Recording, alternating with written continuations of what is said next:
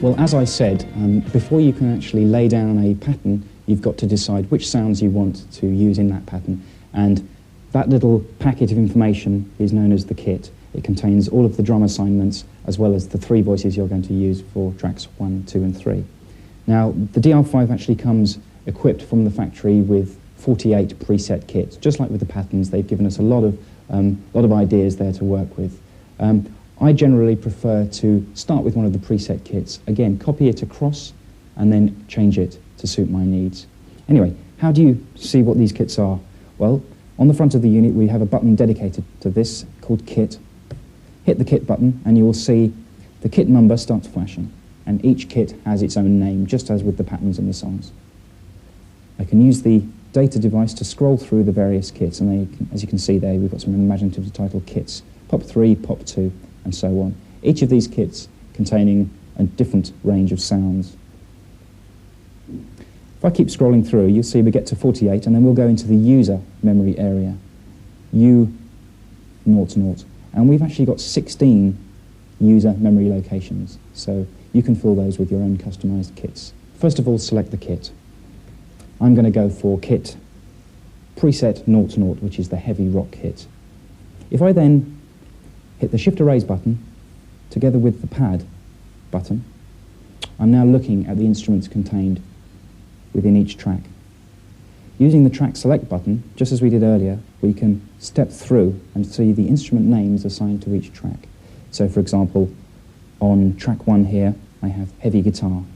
On track 2, I have fingered bass 1. Track 3, heavy guitar again.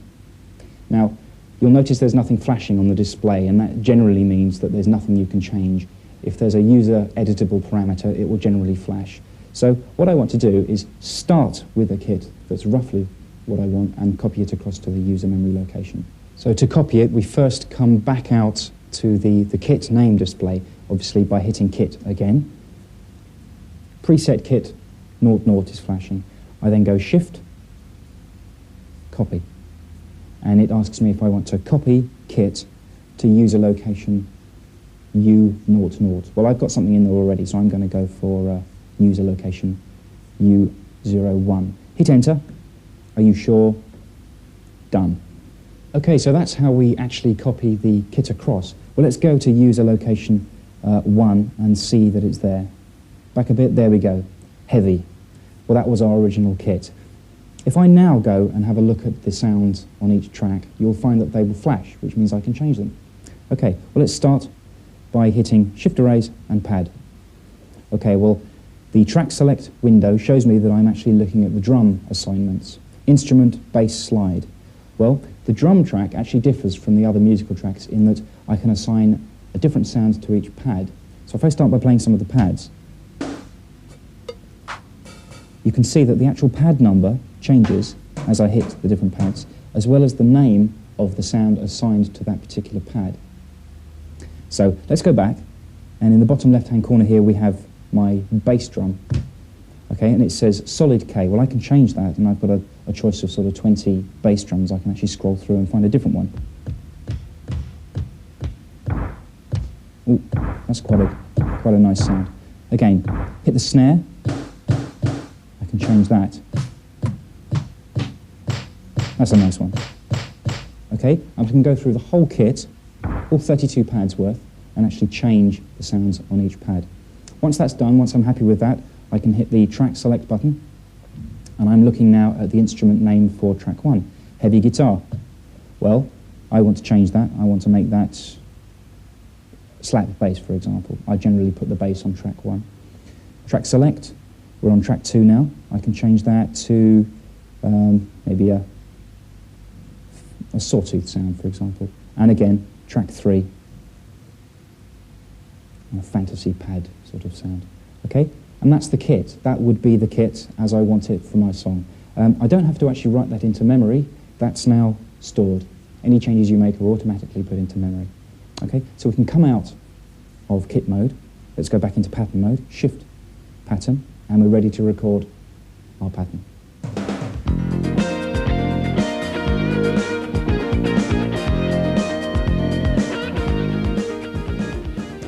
Okay, so now we're ready to actually get down and record the pattern. I've already created the kit that I want to use for this pattern, and I'll call that up in just a minute.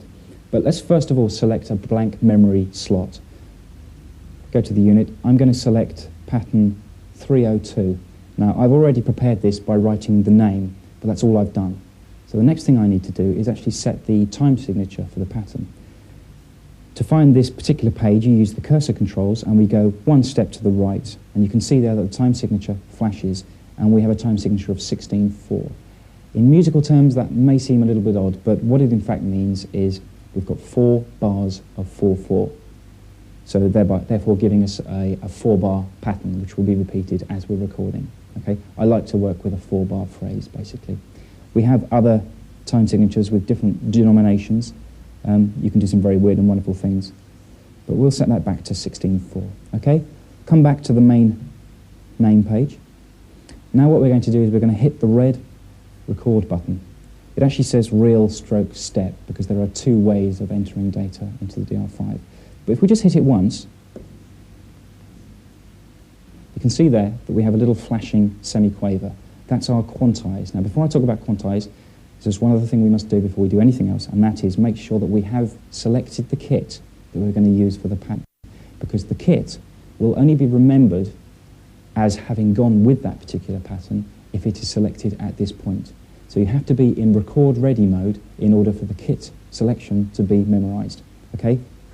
So I go to the kit button, make sure I've selected the correct kit. Well, I'm using kit user 00, which I actually prepared earlier, so that's correct. I can move away and come back just to make sure that Unit has recorded that kit selection. Hit the exit button and I'm back to my record ready display. Okay, now the quantize resolution. This is an interesting concept. Some people will be aware of what this all means. If I'm playing data in real time into the unit, my timing may be slightly off. Well, by setting a quantize, I can actually get the unit to pull my note on positions into a fixed time reference. Now, I've selected a semiquaver here, which means that my bar will be broken down into 16 different parts. If I play a note which happens to fall somewhere between 2 of those time divisions, it will get pulled one of 2 ways. Okay, so depending on how fast you're playing or how complex the material you're putting in is, you'll want to select the quantize accordingly. If you were putting in some slow strings, very, very sparse chords, you may want to set the quantize to be much lower, maybe a crotchet, something like that. But I find it's best to leave it on semiquaver. Okay. If I now hit the start button,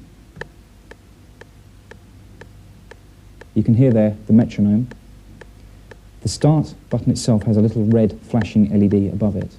Now, at the beginning of the pattern, which in this case is 4 bars long, I will get a slightly different metronome click, so it's worth listening out for that. Okay, let's just hit stop there.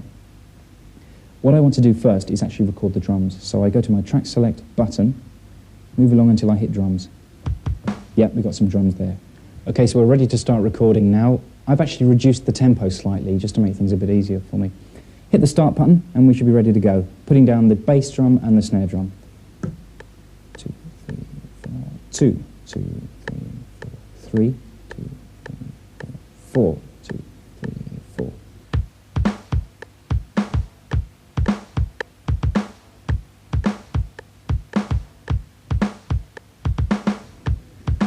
And automatically there it starts to loop in memory for the duration of the 4-bar pattern. I can now overdub the hi-hats.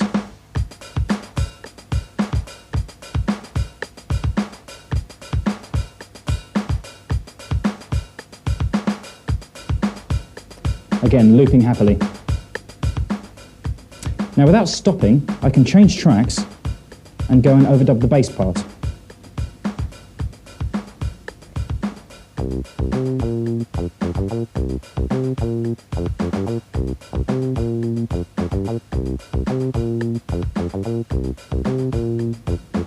Coming along nicely. Again, change tracks. We've now got a pad sound.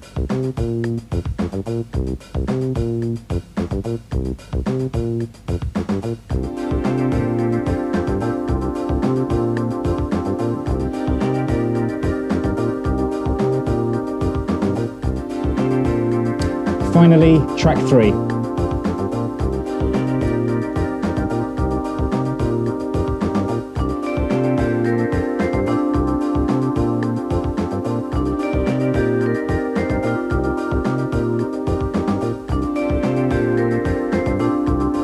So there's the pattern. I'm now going to hit the tempo button and bring it back up to the tempo that I need for the song. Let's have another listen.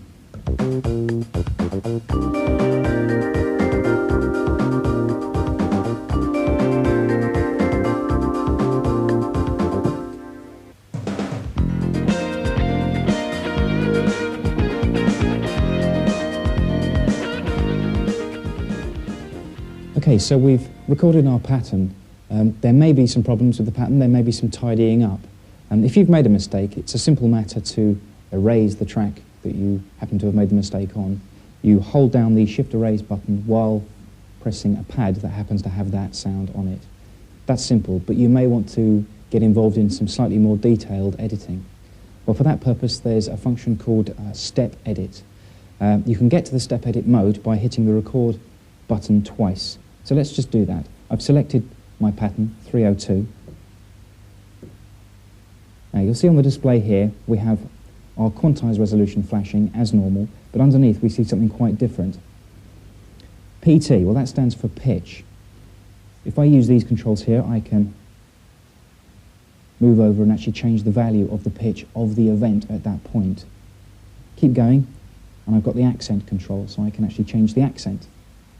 And again, I've got the gate time. Now the gate time is just another way of saying duration. So I can actually change the duration of a particular note that I played in the first place. Let's just have a listen to the pattern. If I stop that and then use the forward and reverse buttons, you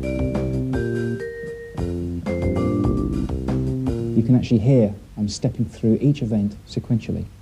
So it's a very, very easy matter to actually find an event that happens to be an error and change it in terms of its gate time, its pitch, and its volume with the accent control. So a very quick way of editing. And as you're working, you can actually hear the finished results by just pushing play and modify in real time.